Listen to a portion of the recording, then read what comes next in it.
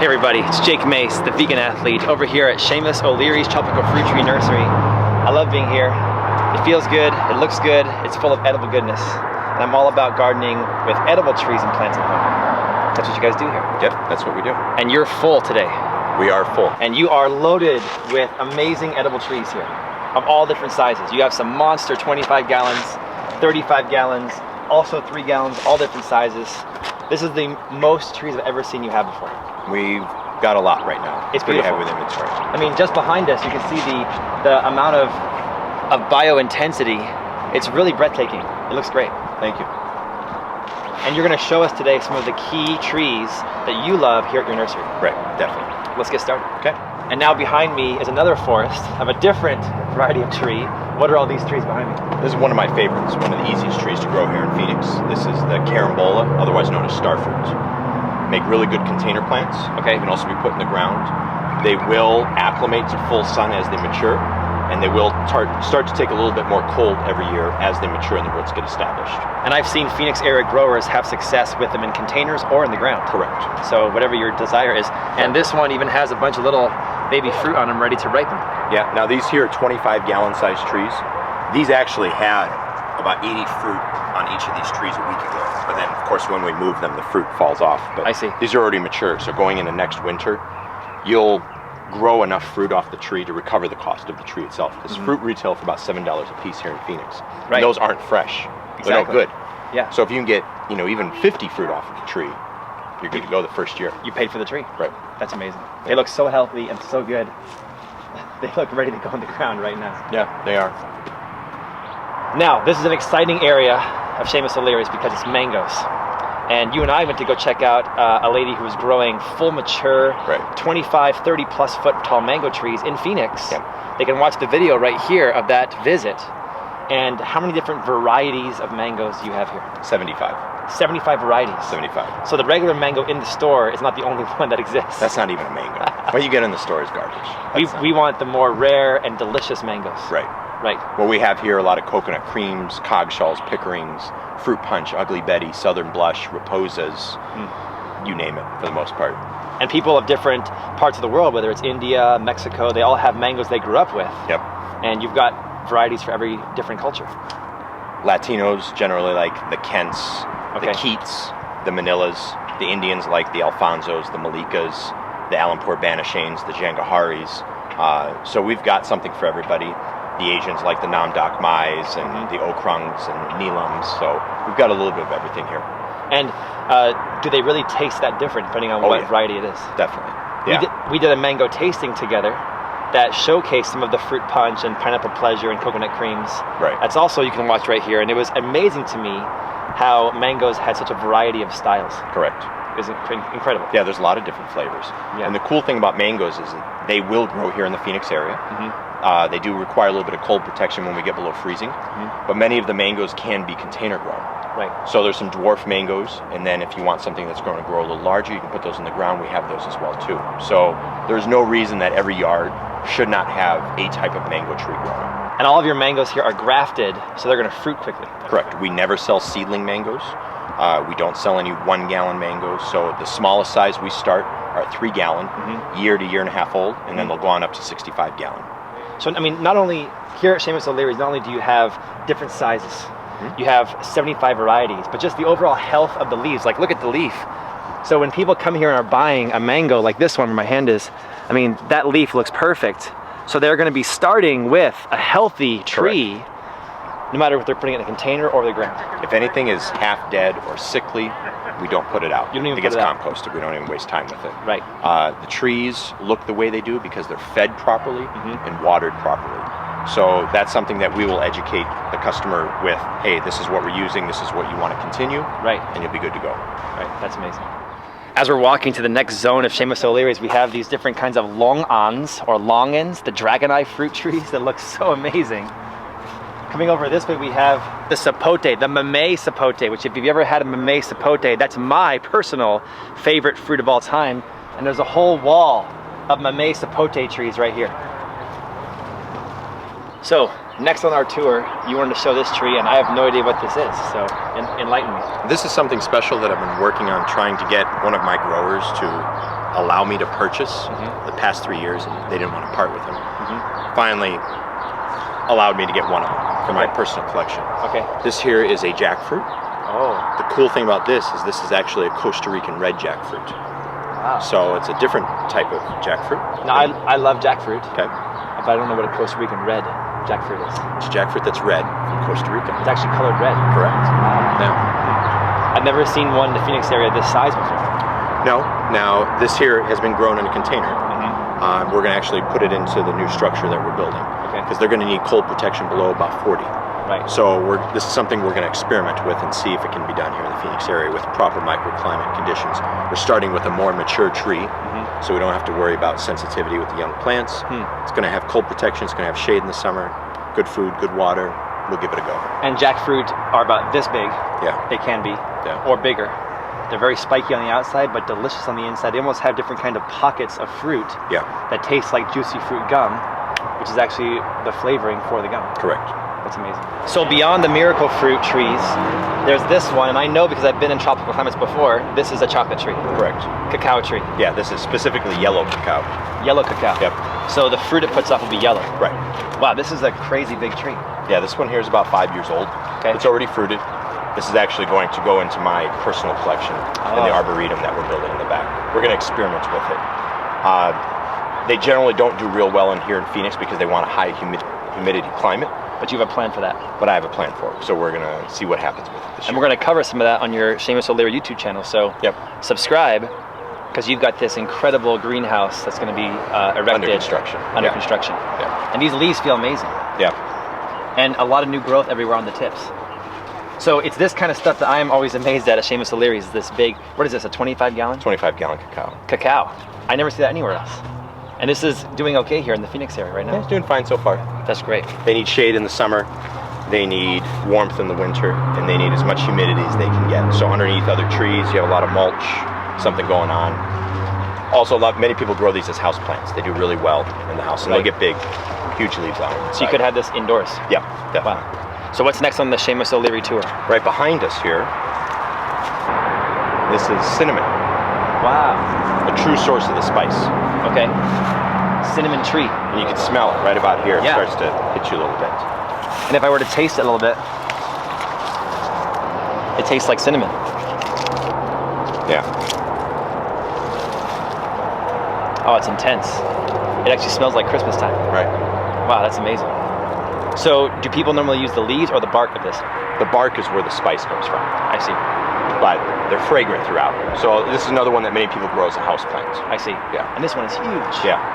This one I've been working on for a few years now. So. I mean, because you're a big guy. I'm 6'1", you're bigger than me. I mean, that's a 15-foot, almost 12, 15-foot tall tree. Yeah, another one that's about 5 years old. Wow. Pretty amazing. These trees look immense. What are these trees? This here is miracle fruit. I can see the fruit berries up top. Yeah. Actually, have you ever tried one of these? I've never had one. I've seen this before, but I've never tried one. Let me find you a ripe one here. That one's good. When they turn a nice dark red color, that's when they're ready. So this is called a miracle fruit. Now what you want to do with this is you want to chew it for 30 seconds. Make sure it touches all parts of your mouth, your tongue. Okay. Work it around, spit the stone out, the pit. The pit. And then go ahead and swallow the fruit. Am I going to die from this? Possibly. Okay. We'll find out. And why am I doing this? So I'm going to put this in my mouth right now. So this is my first time eating this. So really get it going. Work it around for 30 seconds. In the meantime, I'll tell you about these trees. It's really good. It tastes really good. Yeah, it's not bad. Miracle fruit are really slow growers. So trees of this size, of this age, these are about 8 years old. These are 25 gallon miracle fruit. Those are extremely hard to find. And these here, they're already flowering. Obviously, they've already fruited. These are really good container trees. They don't like a lot of our winter cold, so you just leave them in pots. Okay, so these are going to be a potted tree. Correct. And they're flowering like crazy. They have fruit already. Yep. And these guys are mature. You said 8 years old? Yeah. That's amazing. Each of these trees here will put out 400 to 500 berries this year. Wow. And those berries retail for about $3 a piece online. And that's the only place that you can find them. So that was $3, what I just said? That was $3. Wow. Yeah. Now, what does this berry do? It does something special, correct? Well, we're at 4 o'clock now. Okay. So in about 4 or 5 minutes, I'll check back and we'll try this. But it takes about 4 to 5 minutes for the fruit to take effect. Okay. And once that happens, anything that is sour becomes sweet.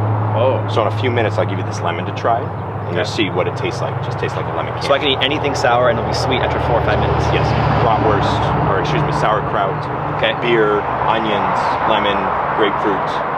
Wow, any kind of fermented thing? Correct. Wow, that's interesting. Yeah. So they say this is good for cancer patients because they want to stimulate their appetite, Right. which can be changed during chemotherapy. Correct. And so miracle fruit is good for that. Yeah. Wow, okay, so stick around with us, and in 4 minutes, I'll eat this lemon. I'll tell you guys how it tastes. So now we're here at this section, and these look like guava? Yes, they are. Specifically, these are Indian white guava. Indian white guava. Correct. Guava is a real good grower here in Phoenix. Yeah. Good for beginners. They don't take a lot of care. Right. They'll take a bit of cold, they'll take full sun, really easy to grow. And most of our trees, you'll see, are mature size. While we do have 3 and 7 gallon size trees, we like to carry a good size inventory, like 15 and 25 gallon stuff, that will have fruit the first year.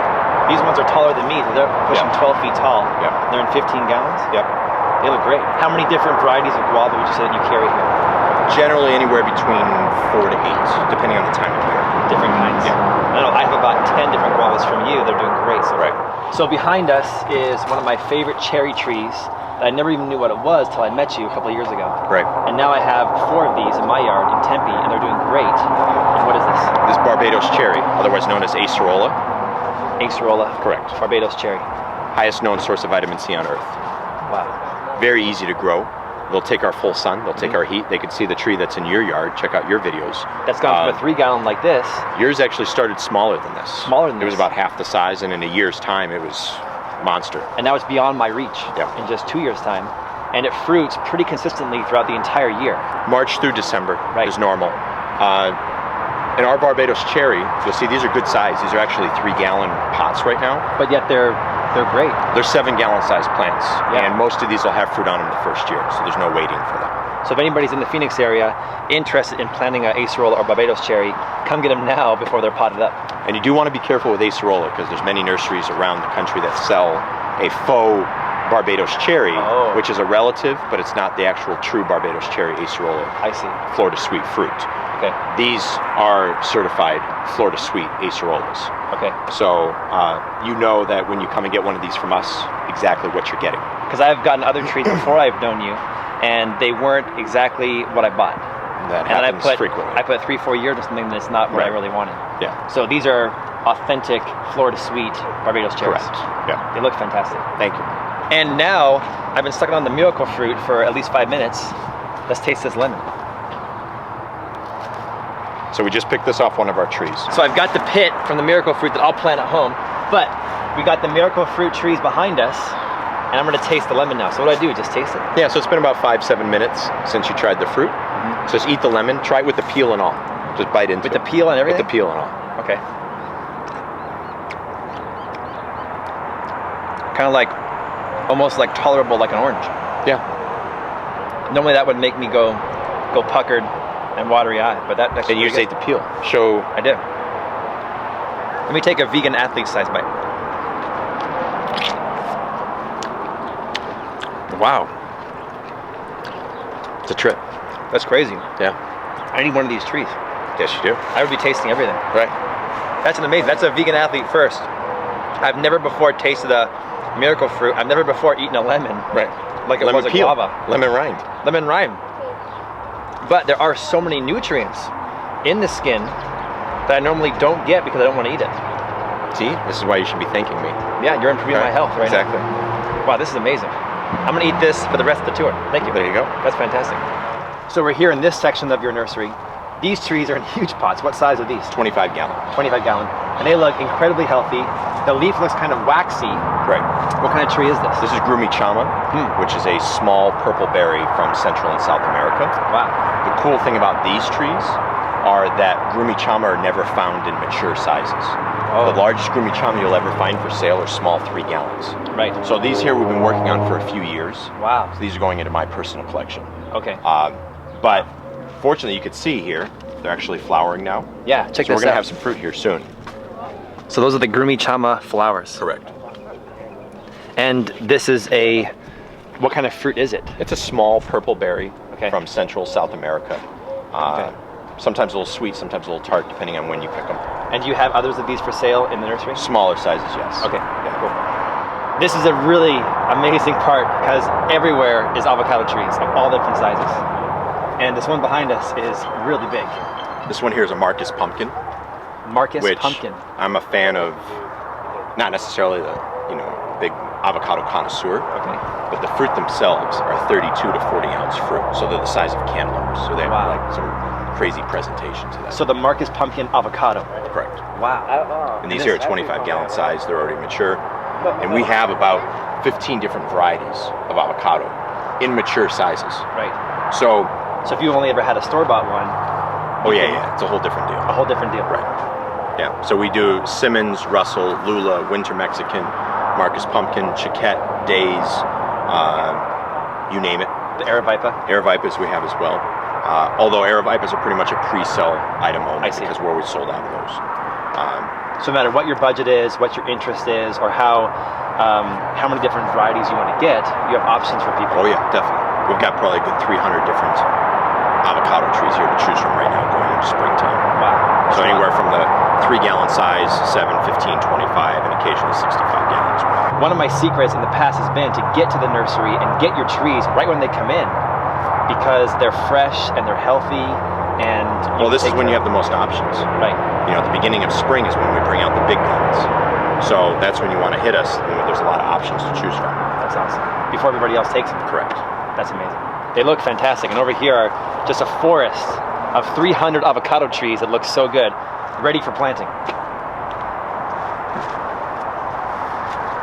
In this section, I know this tree because I have 2 of them. It's the lychee or the lychee. Correct. And what variety are these? I have some sweethearts today, also Brewster, Mauritius, and tucked away somewhere in the back, an Emperor too. For me, the Mamey sapote and the lychee are my 2 favorite fruits. So this is gold to me. Well, the cool thing about the lychees is they can be grown. In fact, if anyone wants to check out your YouTube channel, you have a video of some trees that you've been growing at your property. Yep. Given over a year now. Yeah, over a year. They've been in the ground about a year and a half, and they went through summer, not a problem. They went through winter, not a problem. Given the proper microclimate and a regular feeding schedule and proper watering, they'll do okay here. With lychee, cool thing is once a year, generally beginning of spring, is when we'll have some of the big mature stuff. Generally, we don't keep 25 or 15 gallon lychees on hand. But this is the busy time of year, so this is when we bring the stuff out. We also have 7 and 3 gallon available as well. But you can see from the size of these, like, there's no starting and waiting 5-6 years to get fruit on these. Right. They already look healthy and mature. So if you want something that's presentation worthy, yes, this is what you start with. And also, I mean, if you have the means to get a larger tree like this, you're going to be more successful at growing it because it's already tolerant of different climates and different stresses. Yep. So I'm having a lot of success with my lychee tree, and it's a sweetheart. Yep. It took the cold very well, took the heat well as well, because we planted it under the canopy of a parent tree. Right. With a wall nearby, lots of mulch, regular feedings, so it has protection from intense sun, from cold, and from wind. So forward think a little bit. Yes. And prepare your microclimate for a tree like this, and you'll be successful as well. Treat it as an avocado in regards to planting here in Phoenix. Right. Just be a little overly cautious, and you should be okay. Cool.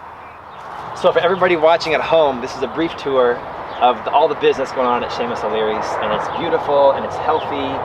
So much diversity of plants and trees. What are some tips you can give to people watching that are interested in growing their own fruit trees? Okay. Whether they're a newbie or an experienced person, what are some tips you have to make them successful from the get-go? The most important thing that people need to think about in regards to any fruit tree is the microclimate. Okay. Is this an appropriate place for this tree where you want it? Right. With a lot of our stuff, the tropicals here in the desert, you need to find out first what the tree wants, and then see if you have any of those spots available in your yard. Right. It's not where you want a tree, it's where does the tree want to be. That's right there what you just said is a key point. Don't put the tree where you want it, put the tree where it wants to be. Correct. Second, proper planting as far as the soil mixture. For most of my stuff, we use a third native soil, a third my soil, and a third compost. Mix in as much of the worm castings as you can afford. Feed regularly. The reason these trees look the way they do is because they're fed regularly. We don't just water them. Right. So plant food. Correct. Plant food. Not just water. Compost, worm castings, mulch, mycorrhiza, azomite, the whole 9 yards. And we have countless videos here at the Shamus O'Leary YouTube channel that people can watch us plant trees. Correct. Dig the hole and feed it from the get-go. There's no excuse that your tree doesn't make it, because the trees leave here healthy. They look good. They're ready to be planted and have something done with them. Check out one of our videos on the channel, how to plant the tree, identify your proper microclimates, how to feed, how to water, the whole 9 yards, how to protect it in the winter, how to protect it in the summer. Right, that's it key can too. be done. Yeah. We're doing it, so you can do it as well. And the more mature the tree gets, the easier it gets to take care of. Correct. Yeah. The rule with trees is buy the most mature that is available that you can afford. Definitely. And that's why we try to keep a good size inventory of bigger fruiting age. We don't like to sell a lot of the 1 gallon size stuff that need to be grown in a greenhouse. We want to go with stuff that's already been hardened off a bit, so they don't need as much babying. Right. And it's February now, 2016. It's a great time to start planting. Yes. Well, thanks for the tour. I love being out here. Thank you. And thanks for you guys for watching, hitting the like button for us, and subscribing. You can check out Shamus O'Leary's website at phoenixfruittrees.com. My site's jakemace.com, and we'll see all of you back here for the next video. Hopefully, another miracle fruit on the next video, because that was cool. Thank you. Yeah, I love that.